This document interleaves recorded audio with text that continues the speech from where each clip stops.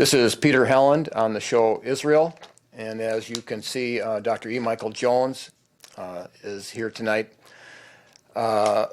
Mike just, well, actually a couple weeks ago, was in London, and then went for a talk, and then went and spoke in Berlin. And I've read your article. It's about a 40-page article on both of those trips. Tonight, I think we're going to focus a little bit more on your talk in Berlin. Yeah. Okay. But they're related. I mean, basically, we're talking about the same zeitgeist here, I think, throughout the world now. Dissatisfaction with oligarchic rule. The oligarchs have reached the end of their tether. I arrived and spoke in London 2 days after the Brexit vote. And the people that I was speaking to were basically celebrating the leaving of the European Union. That's a protest against the oligarchs. That's the way the English are protesting the oligarchs. And Germany is a completely different situation, completely the other side of the whole story. They're the center of the European Union. They're the people that control the European Union. But there's a different kind of protest going on there as well. Is there traditionally they had two wars. World War I, English against the Germans. World War II. Is there a dynamic? I mean, they're at the core of the EU, and Britain's getting out. No, well, I mean, if you go back to World War I, World War I was about who's going to rule the world. That was very simple. Over the course of the 19th century, Germany had united for the first time, really, in history. All of the German principalities had united. They had created a tariff, an external tariff against cheap English manufacturers. At this point, they started paying decent wages. The Bismarck, listening to Bishop von Kettler, instituted Social Security and health insurance. At this point, the German workers stopped emigrating to places like America. The reason I'm here, where we came over. Half the reason I'm here anyway, was the German half. When they concentrated German labor, German productivity just took off. And by 1910, Germany had surpassed England in every single category of industrial production. So that was bad enough, but in addition to that, the Kaiser, having dismissed Bismarck, his best advisor, started challenging Britannia's rule of the waves by building battleships. That was a fatal mistake. When he did that, Churchill and Lord Grey decided that they were going to lure Germany into a war to destroy the German alternative to English capitalism. And that's what World War I was about, and World War II was just the sequel to finish off the job. So it was a Pyrrhic victory for England. England destroyed itself in the process of trying to destroy Germany. That was the end, and that was the rise of the American empire in its place, the sea power that was going to replace Britannia's rule of the waves. And at that point, Germany became a colony of the United States, conquered, subjected to ruthless forms of social engineering. So that's sort of the context. There's Germany is awakening to the fact that they were subjected to social engineering. And they're starting to understand the ramifications of that. And Berlin is, when it comes to social engineering, Berlin is ground zero. That was a unique situation. It was kind of the laboratory where you tried out the experiments on the German guinea pigs. And if it worked in Berlin, then you would use it, the rest of Germany, you use it elsewhere. People don't know, but I majored in German at Notre Dame. And I spent a year in Innsbruck and traveled a lot. And I was majoring in psychology at the time. So I definitely, they were really into psychology, into that kind of form of thinking and control. Well, I mean, there was Germany, in a sense, invented modern psychology with Wilhelm Wundt in the 19th century. If you went to Harvard was basically a German operation. The German university was so powerful in the 19th century that the American universities just imitated them. And psychology was one of the things that brought over. Of course, one of the vehicles was the German Jews who tended to take over psychology.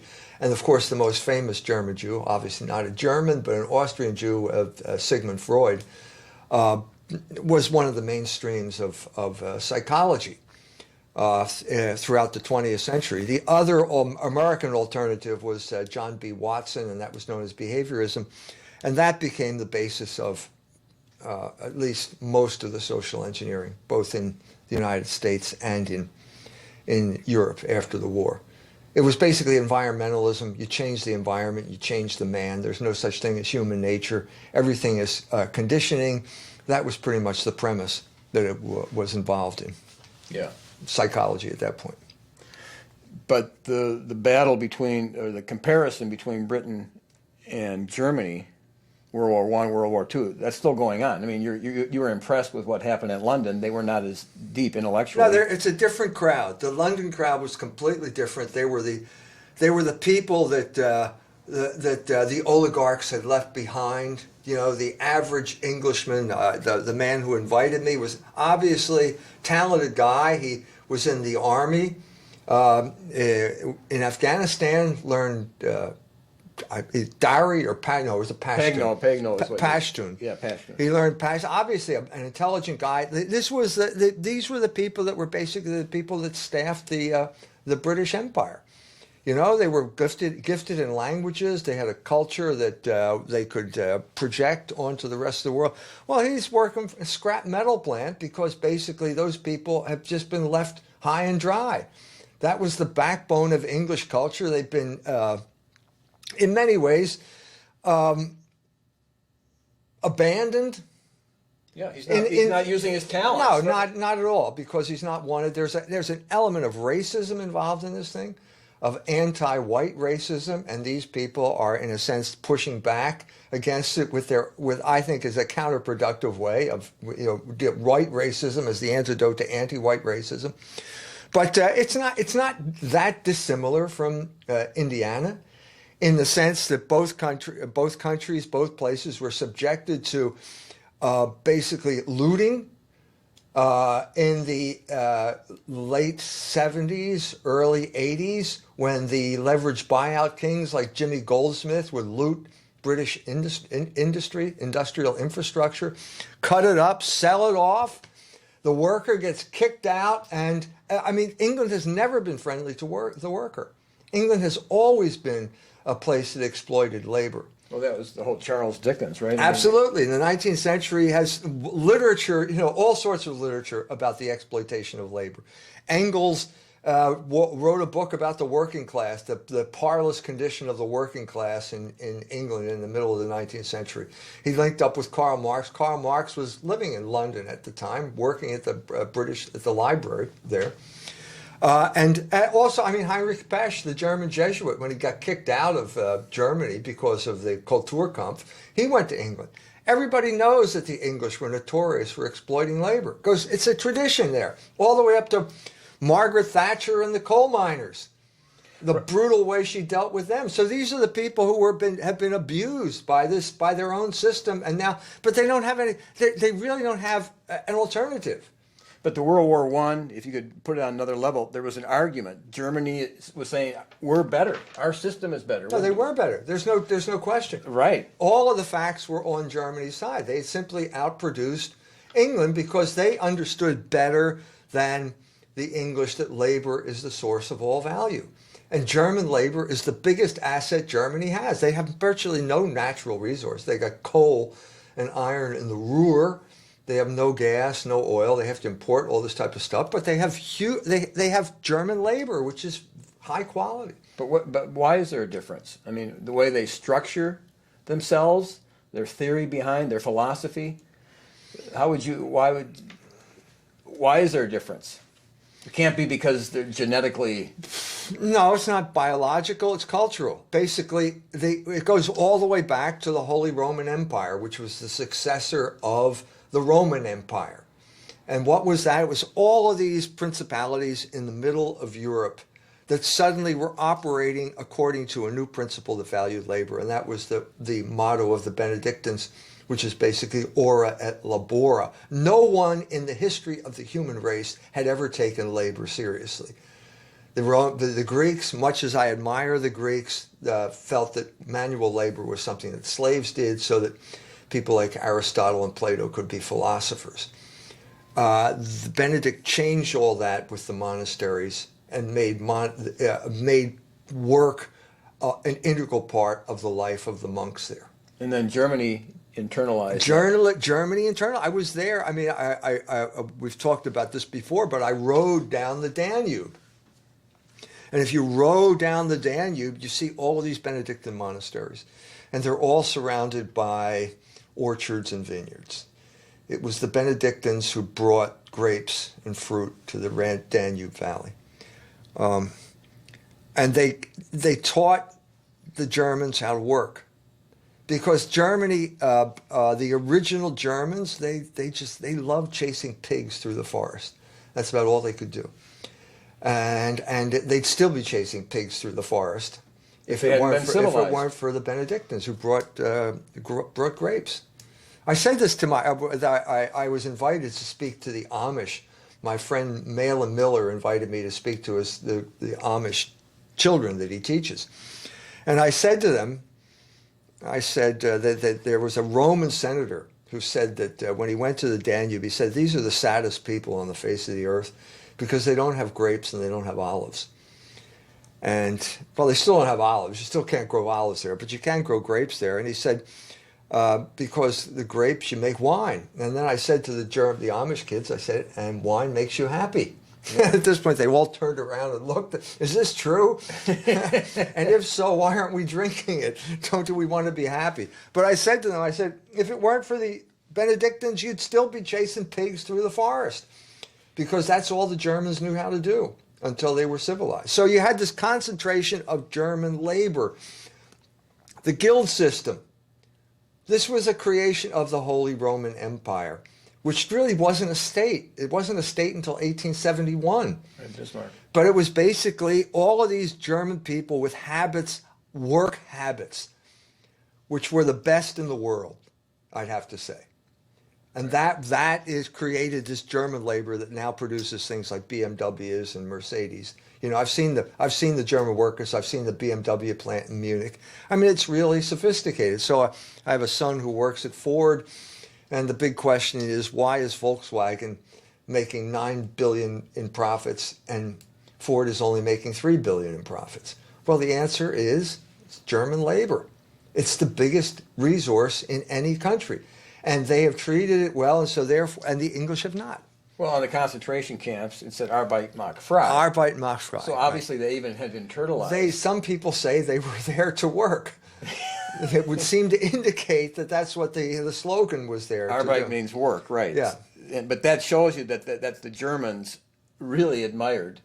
They do, and they have work habits that are the best in the world. I mean, you know, I don't want to make invidious comparisons, but different than the Italians, let's say, the Italian work habits. And the Greek. And any place in the world. I mean, basically, you have some places in the world where the idea of work is not really all that well known, you know, where basically, if you're a hunter-gatherer, what's work? Basically, you know, when you're hungry, you go out and kill something. And then the rest of the time, you just lie around and wait to get hungry again. So this is the background, part of the background. So when you're talking Berlin, it was partly on economics. I mean, this what we're talking about related to it was basically about the destruction of the left. How did that happen? They had no idea about this. The Germans, they're waking up to the fact that they don't really know their own history. They've been sold a bill of goods. Now there are people like Horst Mahler was the lawyer for the Baader-Meinhof gang.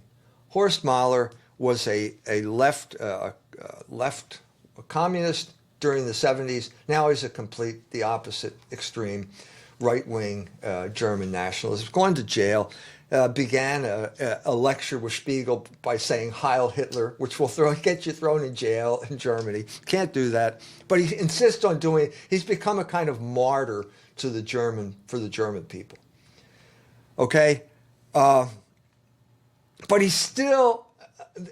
understands that something happened, but I don't think he understands what really happened. one has done the research over there.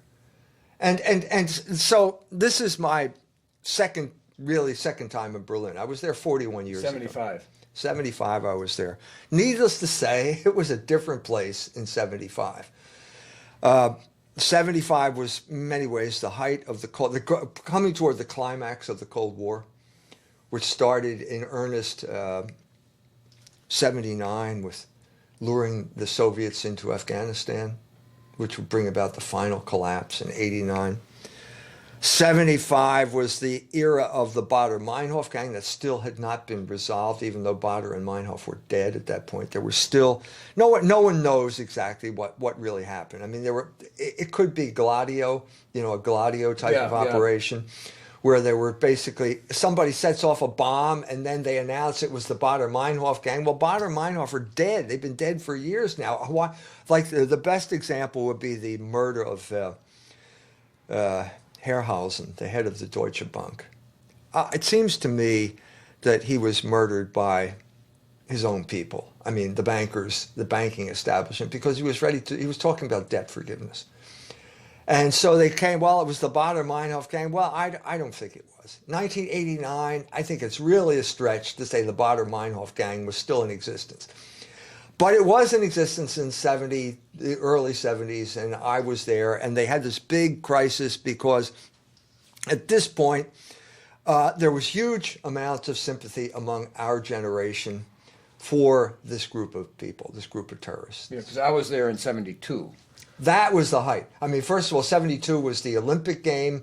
That was supposed to free the Baader-Meinhof group. Then they had the Landeshut thing. That was another attempt to free them. But we're talking about a crisis that was basically threatening to destroy the Bundesrepublik. It could have overthrown the Bundesrepublik. It was sort of hanging by a thread at that point. And this is when the oligarchs decided to step in. 75 was a crucial year, probably because I was in Berlin in 75. Yeah. That's probably the reason. But in 1975, we have the meeting of the G7 crowd, the masters of the universe, in Chateau Rambouillet in France. And at this point, Helmut Schmidt steps up and says, Helmut Schmidt is the Chancellor of Germany, and he says, we basically have to have a new geography of production. This means the end of what he called Fordism. Fordism means high wages for high quality industrial products. What we're going to do is outsource all of our manufacturing. Now, obviously not all of it, but he mentioned the German textile industry basically was going to be sacrificed. That's it. It's over. No more German textile industry. All of that stuff is going to be produced in China now.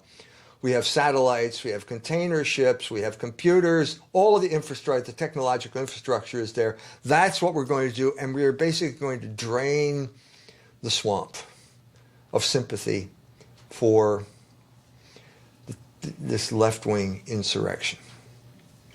The other part, as I've said before, was the flooding Germany with pornography. This is what happened during this period of time. I mentioned that in the talk. I talked about Ernst Marischka, German Viennese Jew, who was now producing, 75, he's producing pornography. And huge numbers of Germans are now being distracted from the political into the sexual. And finally, we have the crucial moment, Michel Foucault. The French, after World War II, the French were the intellectual leaders of the world. Right, it was Sartre. Sartre, Camus, they were the famous people. And basically, by the time of the 70s, Sartre was still alive, but Michel Foucault had taken over the role of the chief philosopher. Michel Foucault was a homosexual. And he had been hired at Berkeley, and he had this epiphany in Death Valley where he took LSD, and he referred to it as his pact with the devil. That's his term, and his biography uses the same term. And that wasn't 75. 1975, we're talking about the same time period. Yeah. Exactly the same time period. So what's the pact with the devil? Well, it's basically I will, the left will no longer complain about economic injustice if you allow us unlimited sexual liberation. And that's precisely what Foucault did. He was in San Francisco at the era of the bathhouse in San Francisco. This is right before the AIDS epidemic. Foucault died of AIDS in 1984. Now, I don't know what that means exactly, but that's the official verdict. He died of AIDS. And James Miller decided to do the biography to see if he deliberately infected sex partners with AIDS. That's a whole another program. You know, the whole idea of there's a virus, HIV, that causes AIDS. It's all. Yeah, I know. Peter Duesberg. We'll reserve that for another program. But this is the official story. But I think the true part of it is, yes, he did make a pact with the devil, and he destroyed the left. It's not that he just destroyed that he killed the people he was screwing. He destroyed the entire left by basically sending it down the path where it is today. We are in South Bend, Indiana. We have a gay mayor. This is the outcome of Foucault's pact with the devil. And of course, who's the intermediary here? It's Joe Buttigieg, who was the man who mainstreamed Foucault at Notre Dame University. Notre Dame University is an outpost of sexual revolution in South Bend, and they finally took over the city when the son became mayor. Isn't it kind of like communism was going to be this utopia? And then they decide, that's the left, they decide, well, we're not going to find utopia there. We'll find it in sexual... That's what happened. That's basically what happened. It happened in Germany in 1977. So fall of 1977 is the Deutsche Herbst. That was the moment where they almost destroyed the government. They almost brought the government down. They basically collaborated with the Palestinians. The Palestinians hijacked an airplane, the Landeshut. Everybody knows in Germany knows the Landeshut. It landed in Mogadishu, and basically the Germans stormed the plane, killed everybody. At that point, they were not getting out of jail. Okay, Baader and Meinhof were in jail. They both committed suicide at that point. Baader Meinhof had kidnapped Hans Martin Schleyer, the head of the big capitalist organizations. They murdered him right then. They shot him right then because he was being held hostage. They did not go along with it. And so there was a crisis at this point, a crisis in the left. The French left, the gauche prolétarienne, had already decided we're not getting into terrorism. At that point, the leadership of the revolutionary movement shifted to the Baader-Meinhof gang, and now the Baader-Meinhof, they're both dead. And basically the question is does this organization exist? But so what happened is this disillusionment started to spread. And the expression of it was this thing called the Tunics Conference in Berlin, January 78. Foucault shows up at the Tunics means two nicks. Don't do anything. Yeah. Do nothing. And it sounded sort of like Tunis. And so there was kind of puns on this type of thing. But basically, it was at this point the left disintegrated into a lot of different component parts. The guy that I stayed with was a student, a theology student at the university in Berlin. He had been fed Bultmann's demythologizing line and realized... Udo, who I saw on your Skyping. Yeah, anyway, you saw him. He had been fed this line. He realized he couldn't believe anything. There was nothing he could believe in, and so he left, and he went off to Pune to sit at the feet of the Bhagwan and get enlightenment from the Indians. You know, it's always a bad sign when Germans go to India. It's always a bad sign because what it means is they are basically completely disillusioned with life, and they have this kind of nihilistic death wish, which is what India symbolizes. Hegel talked about it a lot. India is the land with no logos, where everyone ends up on opium in one way or another. And that's where he ended up. And that was one manifestation of the collapse of the left at this point. And this is the disintegration of basically the revolutionary movement that had existed for 200 years. If you say from 1776 to 1977, that's 201 years. Complete disillusionment. They saw, and you could say they saw it first. And there, it was tried out first. So Berlin has always been, as I said, the laboratory for social engineering. And here it is, this disillusionment is spreading throughout the place. And so what happens at this point is, the wall comes down in 89. And now Berlin, Germany, is reunified. And now Berlin is the capital of the Foucauldian Empire. Going to find utopia in sex. In sex, and it's not even sex. I mean, I kept looking for the sex. It's not there. Where is it? Where is the sex? It's like Amsterdam. You walk out of the train station, and the red light district is right across the street, and you're wandering there, and the Dutch are avid to steal your money with changing your dollars, and then you walk in there, and the whores are ready to take your money, and it's all right out there in the open. Because it's a port city. Hamburg's the same way. Berlin, there's no red light district. And so there's a sense in which it's all homosexual, which maybe it's me, I'm not, that's not my persuasion, but it's not public in the way that the red light districts in other places are. So it's kind of like an interesting experience. So I'm there. Our last program was on the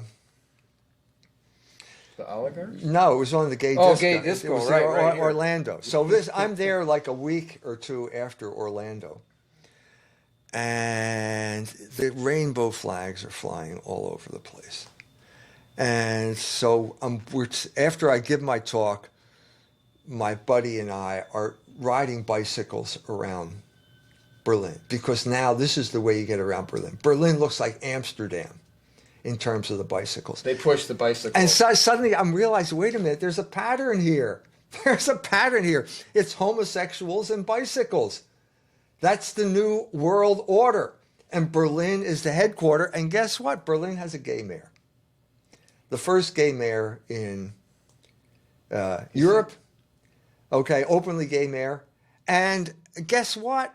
He's saying the same thing that Pete Buttigieg is saying in South Bend.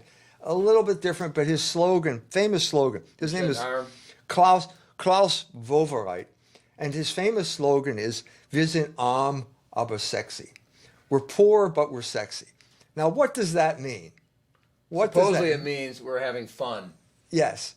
We're having fun, so that's all that counts. That's right. And what it really means is you're getting crap wages, which is exactly what Pete Buttigieg said in the New York Times. Remember we were talking about this the last time. Pete is anointed by the oligarchs as the first gay president. To let us down. Nice. And so what is his job here? His job here is to take over South Bend, the Catholic, ethnic, industrial, post-industrial powerhouse of the Midwest, isolationism, the whole thing. This is the challenge, and now it's going to be transformed into the gay disco. America is a gay disco. Frank Bruni says this after the Orlando shooting. Berlin is already a gay disco. So not only are they going to get us to accept sodomy, they're going to get us to promote it. It's sodomy and low wages. Wir sind arm, aber sexy. That's exactly Pete's message. Pete's message in the New York Times is those good jobs are never coming back. So go to the gay disco. Go to the gay disco. So you're just saying basically it's the oligarchs that are pushing both. Of course it is. This is the oligarchs' triumph over the people.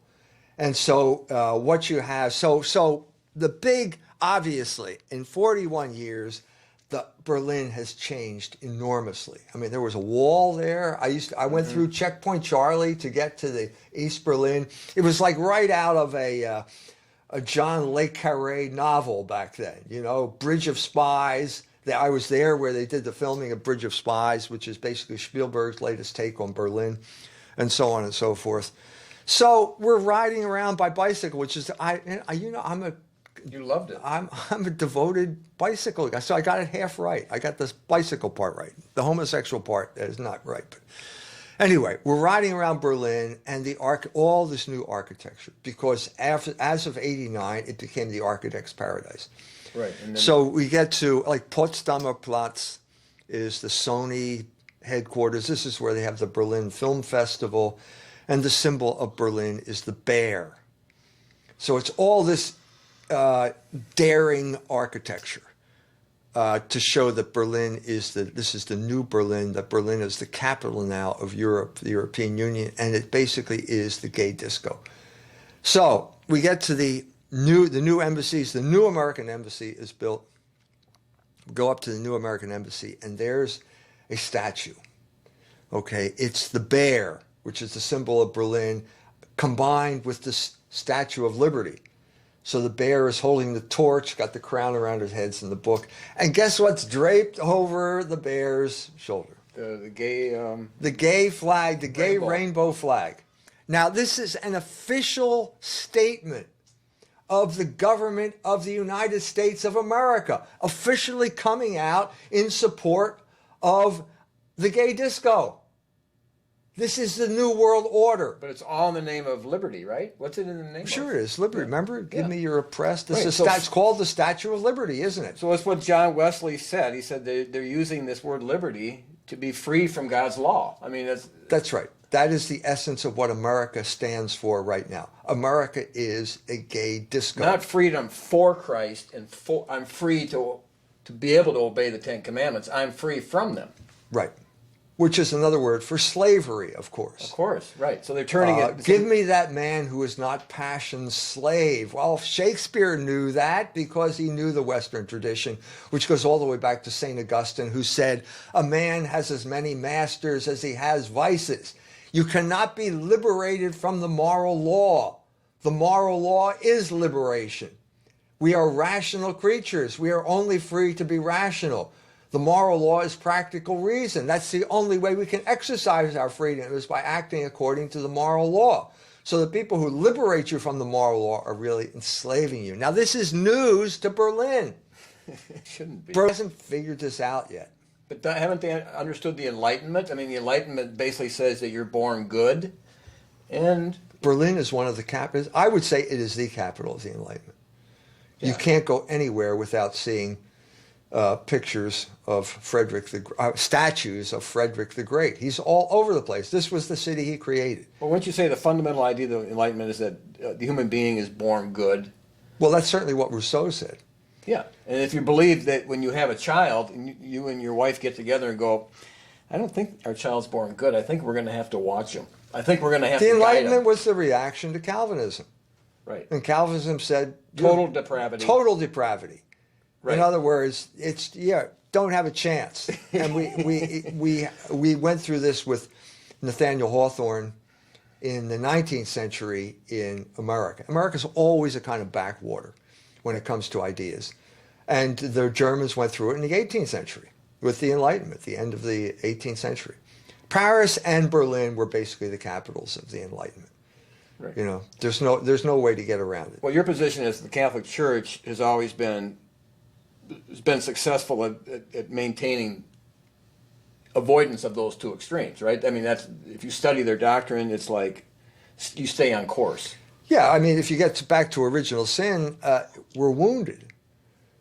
But that doesn't mean you're dead. You know, it came down to the Barth Brunner controversy. Are you blind or do you need glasses?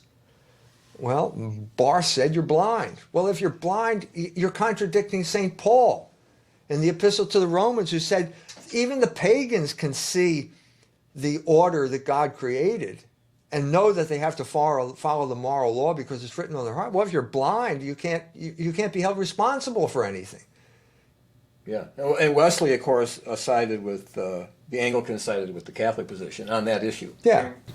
Yeah, so we're talking about the total depravity of the Calvinists and the radical position of the Enlightenment, that you're basically born good. And I saw Wesley as going down the middle, and he sided against the American Revolution, saying it was wrong. And it seemed like the Calvinist Witherspoon sided for it.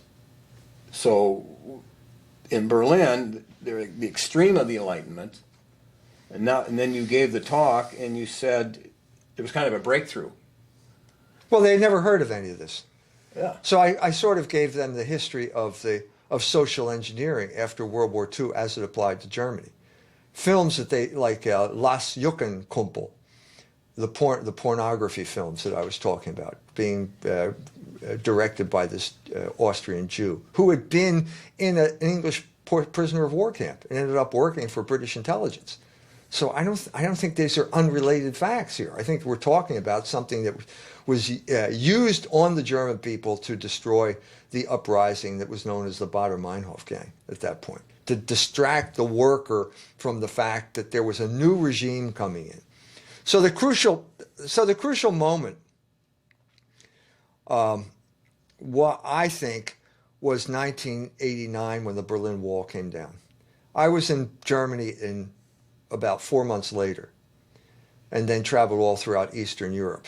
But before I got to Eastern Europe, I went through Germany, and I was stunned at how prosperous Germany was compared to the United States. I remember being in this elaborate swimming pool not far from where I taught. And, it was indoor, outdoor, and you would swim under a curtain indoors, and you get to an outdoor pool, and then there would be heated, and there would be a current, and the current would sweep you along. And it was incredible. I remember thinking at this point, what would Rush Limbaugh say about this swimming pool? I mean, we're supposed to be the pinnacle of something. We're poor compared to Germany. The infrastructure here is poor compared to Germany. Well, what I realized going to Berlin in 2016 is that was the end of an era. 89 was the end of the era. That was the end of the Bundesrepublik. And it was the beginning of what I call the Fourth Reich. The EU, Fourth The Reich. EU is the Fourth Reich. Right. I got into trouble with some Germans because they don't like it when people talk about the Reich anymore. But obviously, this is the Fourth Reich. And empires do not benefit the people of the country. They benefit oligarchs. That's what empires are for. And so the German people, I think, have suffered in the meantime. And you see it in the manifestation. The clearest manifestation, I think, is in the architecture. So they decided, the architects flocked to Berlin in the 90s. Everybody's going to build something, and there was one project after another. They decided on the Spree, they called it the Spree Bogen, the bend in the Spree River. And they're going to build on both sides of it to basically unite East and West. It was symbolic of the unification. Well, the one bank has the old Reichstag building. And obviously that had suffered during the war, and it was now going to be rebuilt. The question is, how is it going to be rebuilt? And the socialists wanted a flat roof, and the Christian Democrats wanted a dome, so they compromised with kind of like an egg-shaped dome, glass, because everything's transparent in Germany. Oh, yeah. Now, at least that's the official explanation. And this is the best, in a sense, the best symbol of this kind of pseudo-transparency, because the dome is glass and you can walk around the inside of the dome. There's a walkway up there. And you can look down at the politicians as they're deliberating, except you can't look down because there are all these obstructions to prevent you from seeing them. And the only time you're allowed to look down is when they're not in session anyway. So the whole thing is just a kind of sham. It's a kind of illusion, because the front of the building still has engraved in stone, Dem Deutschen Volke. From before World War II? Absolutely. They didn't bomb that out? No, it's still there. Wow. And the Greens want to erase it because they are stooges of the oligarchs, But I mean, basically it still says, to the German people. Well, no, this is not benefiting the German people. This is an oligarchic takeover. This is the Fourth Reich. And that's what the architecture of Berlin shouts at you. There's not the Reich is monumental. The Reichstag is monumental, but it's still a kind of human scale. The other stuff is beyond, in many ways, beyond human scale. Some of it is not even recognizable. There's no logos. Like the Jews were heavily involved in the colonization of Berlin. There still are. Daniel Liebeskind is the architect who built the replacement for the Twin Towers in New York. a very powerful Jew. The city was going to be rebuilt. They specified cornice height of 22 meters, no higher. Well, as soon as they at right angles to the buildings and made out of stone. Well, as soon as they said that, Liebeskind is there tacking this as, guess what? If you believe in that, you're a Nazi. So he played the Nazi card, trying to intimidate the people. They still, in many ways, built the residential areas along those lines, and Liebeskind was given his prize piece, which is the Holocaust Museum, which is basically like a Merkava tank positioned in the heart of Germany to assert hegemony over the German people, Jewish hegemony over the German people. But what you see is the replacement of the republic by the empire and the rule of the oligarchs. The only thing you can say here is that the Germans now are sort of waking up to this fact. The problem here is, what are you going to do to replace it? If you go with Hans Mahler, it's going to be back with the Nazism. He's a Nazi. It's the same thing in many ways that happened in England. The white racists like me because I talk about the Jews, you know? Well, there's such a big factor. I mean, it's just impossible to say, well, we're not going to see that the Jews. It's so preposterous that there's a sigh of relief when somebody actually talks honestly about the whole thing. I met with Jews. I met with Gilad Atzmon when I was there. He's a proud, self-hating Jew. Right. He's famous throughout the world for pissing off the other Jews because he's so critical of what they're doing, especially in Israel. He grew up in Israel, one of the stories. I met with him.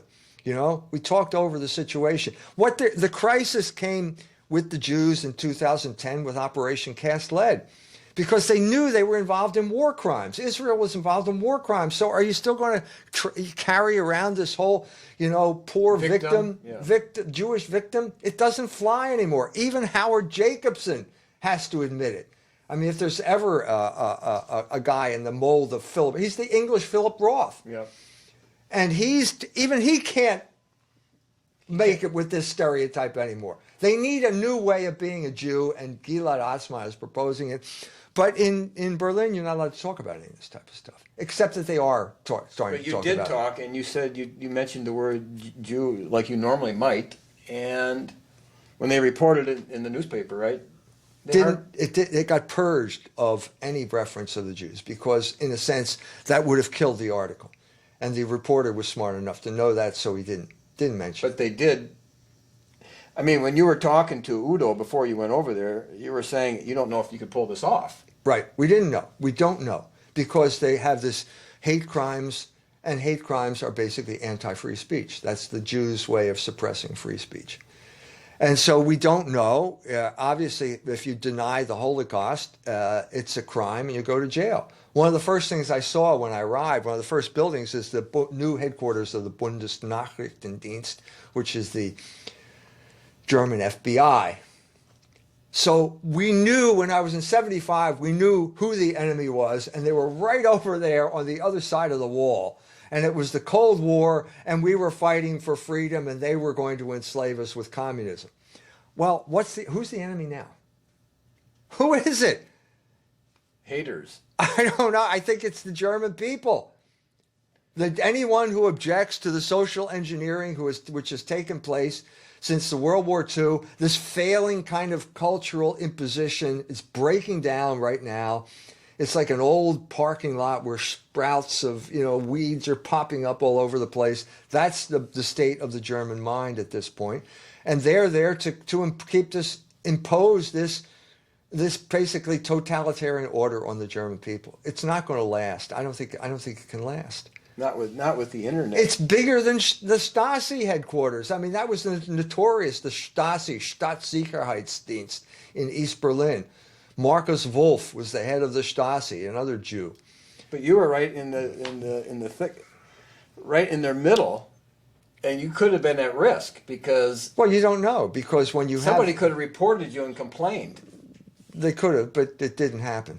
And everybody they were very nice to me. We had a long discussion. And I'm going to post the talk, and it'll be my first foray into the German language. Right, So, you're going to put that on just on YouTube, on my Michael Jones channel on YouTube. It'll be, if you don't speak German, I've written English subtitles so you can see the gist of the talk.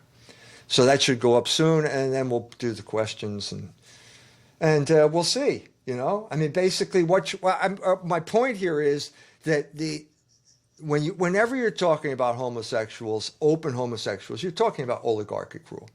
This is the way the oligarchs impose their will on places like South Bend and Berlin. You can't object. Anything that Pete Buttigieg does is okay because he's a homosexual. And we can't object to anything that homosexuals do. And this is perfect for the oligarchs because this is the way they impose their will on the people. And what is their will? Low wages. And if you don't like the low wages, go to the gay disco. Well, Pete Buttigieg just came out and he's for higher wages. Yeah, minimum wage. Yeah. Raising the minimum wage. But the manufacturing jobs, which are the real source, I mean, that's an artificial creation. Sure. Right. The real source of wealth is labor. And sophisticated labor creating sophisticated products, skilled labor creating sophisticated products is the source of wealth. There's no way to get around it. And if you're going to kill that, well, then you're anti-wealth. And I'm saying they are anti-wealth because the oligarchs do not believe that labor is the source of value. The oligarchs believe that their ducats can copulate, like Shylock, as Shylock said. And when your ducats can copulate, you don't need human labor. But that goes back, and I wanted to bring up, I have a chance to go to Germany with my cousin, my oldest cousin, and he's been there 25 years. He goes there for weeks, and he just loves Germany. Yeah. Well, basically, another instance here is Berlin is now the capital of sex tourism. And if you don't believe that, there's a Hollywood movie that demonstrates this. It's a completely wretched movie that is basically nothing but product placement. But it's called Unfinished Business, and it has, is it Vince Foster? I think he's the star of the show here. Well, Vince Foster's the guy that... No, I'm sorry. What is it? Hillary Vince Clinton. Vaughn. I'm sorry. Strike that eliminate that. Right. Vince Vaughn, who is just basically, it's one product placement after another. But the biggest product placement is Berlin.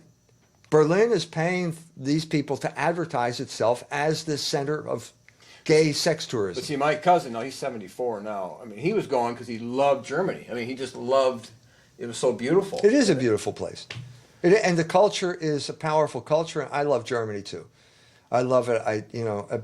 Have a relationship that goes back over 40 years with Germany. But that doesn't change the fact that Berlin is the gay capital, and Berlin is one big gay disco. And that's the new regime. That is the regime that the oligarchs are imposing on the entire world. But what you were pointing out, and you mentioned Civil Catholica, how the Catholic Journal or magazine predicted, especially Benedict's great uncle, predicted a backlash against the Jewish influence, and it was Hitler. And then in your article, you're saying, are we again at 1933? Are people getting so upset about the corruption? Yeah, they are. It's very similar in that globalism always leads to a nationalist reaction, and the nationalist reaction is inadequate.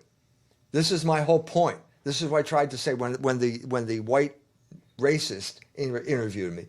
The guy's a very nice guy, asked me if I had any advice. I said, yeah, you have to get rid of these obsolete categories, because race doesn't explain anything.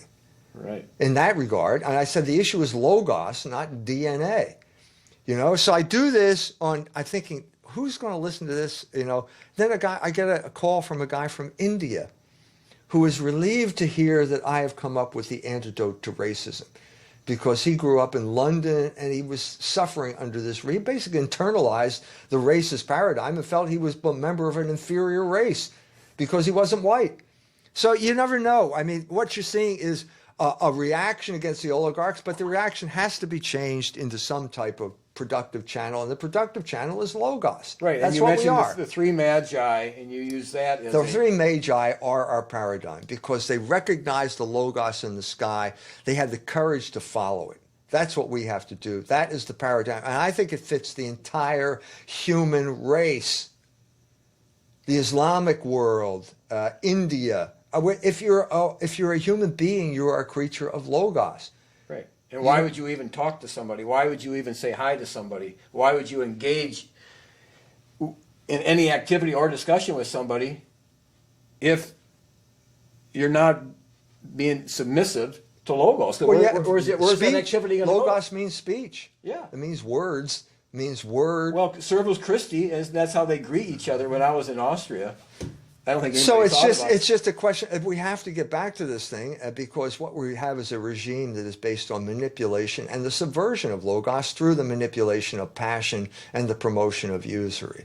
And that's the message that we have to get out, and that's a message for the entire world. That's the situation we're in right now. But the answer, of course, judgment begins in the house of the Lord. I mean, the church has to quit internalizing the commands of its You're enemy. absolutely right. That's exactly the problem. That's what happened in Germany, the Catholic Church in Germany, when the Allies promoted the sexualization of Germany. The Allies were promoting the Kinsey reports as science because they wanted to keep Germany subjugated. The Catholic Church should have risen up at this point, and instead they rolled over and played dead because they wanted to learn from the Enlightenment. The church had to come up to speed by internalizing the Enlightenment. Well, what they did was they internalized the commands of their oppressors, and they lost their political power completely. They went along with the sexualization of the German people, and they've been suffering ever since. Right, so it's very hard for the church to get strong again at this point. That's right. Now, the Africans, there's this big thing against the Africans are rebelling against the English Anglicans, because they're promoting the gay. Yeah, East Africa is never going to go along with homosexuality. You know, East Africa was the identity of East Africa. Was the martyr. The martyrs. Martyrs' day was when they were martyred because they wouldn't submit to sodomy. That's right. So it's not going to happen. Sorry, it's not going to happen in East Africa. And what the United States is doing is discrediting itself as the evil empire. Well, they see us submitting to sodomy spiritually. Yeah. Well, we do. I mean, we do. Don't we? Oh, I yeah. mean, the fact that we have a gay mayor, isn't that some type of submission to sodomy? The people here just rolled over and played dead.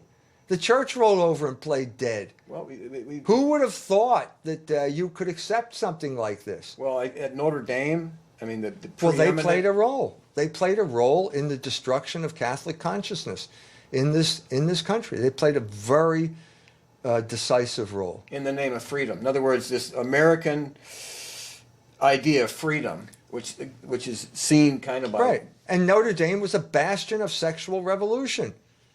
I don't have to tell you this. Yeah, well, I could give one story after another. Yeah, I mean, and I've written a book called Is Notre Dame Still Catholic? Go out and buy it, and you'll get one horror story after another. So we know this, the case is the Catholic Church has failed to defend the moral order. I mean, so there's a residual, that we just celebrated at the Life Center, the fact that the abortion clinic is closed, that's an achievement. But I mean, it's thank God for small favors. I'm glad it happened, but it's a drop in the bucket compared to what should have happened. And Notre Dame should have led the charge against the sexualization of American culture, and they were complicit in promoting it. And that was the legacy of Father Hesburgh.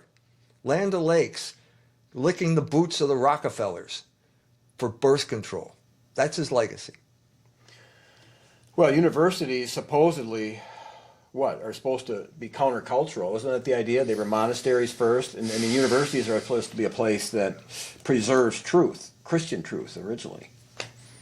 That's their identity, Yep. is to preserve truth. Well, they sold out for money instead of truth. And they betrayed their own tradition. And now we're approaching the 50th anniversary of that alienation of church property. 1967 was when it happened. Next year, the summer of this coming summer, a year from now, will be the 50th anniversary of that theft of church property. Yeah, and I started there in 70.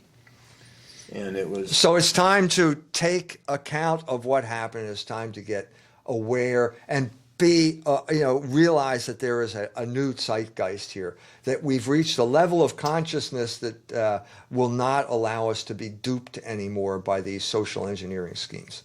Right. So basically what you're doing, you're preaching the truth. You're preaching the word that Well, the people Logos. need. Yeah. This is the new word. This is the new, Logos means word.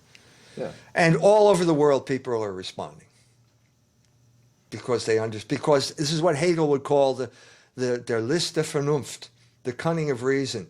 Chaos leads to Logos. The empire of chaos creates Logos, a thirst for Logos in reaction. You know what? I was pumping gas on South Michigan, and somebody I could tell somebody was kind of looking at me, and I'm going, I just ignored it. And then it was a young black man, probably about 30, and he says, "What's your name?" I said, "Peter." No, what's your last name? I said, "Helen." I had you when he was at Jefferson, and I must have had him all the way through, and he goes, "You were right. Everything you were saying was right." I mean, he was just so excited, and he said, "Everybody's brainwashed." And he said, "Even the Christians." Well, hopefully what that means is that people are maybe developing a hunger. A new consciousness. Yeah. You have to have consciousness first. That's the opposite of materialism. Everything flows from consciousness. Right, that there is a spiritual thinking world out there. We can access. That's what the Magi did. They first became conscious of the Logos in the sky, and then they acted on it. And that's what we have to do. That's the program. Right. And there is some encouragement. I mean, the benefit of the good thing about being from the 60s is there's a positiveness, right? I mean, we can still win, right? I mean, when Jesus was hanging on the cross, that's where he won. That's right. That's where he defeated the devil. That's what we believe. God is in charge. And the apostles didn't believe that at the time. They all, even Peter, said, "Well, not me. I'll die." But when he saw that happen, he changed his mind. He couldn't believe that there was victory in that cross. That's right. And Jesus said, "Take up your cross." That's right. And you got to have faith that path works. That's right. That's right. And the devil's going to try to say it doesn't. But we look back on history, we look back at the martyrs, and we go, "Now by faith." If it didn't work, we wouldn't be here. Right. But anyway, you're seeing signs. One reason we like to have you on the show, because not everybody in South Bend gets to go and give a talk in London, go to Germany, and then you're going to be going to Iran, or what? What's coming up next? Inshallah. I'm going to Tanzania next week. Tanzania. Okay. But I will be going back to Iran. Right. If Allah wills it. Yeah. It will happen. But anyway, people need to pray for you. You stay healthy, because that's a big agenda, and it takes some courage to go into Berlin like you did. Okay. But we're going to wrap the show up. This is the show of Israel, and Israel is the word I use, of course, to remind us that believing on Jesus makes you part of the true Israel, and you become the Israel of God. So we encourage you to look to Christ, as the three Magi did.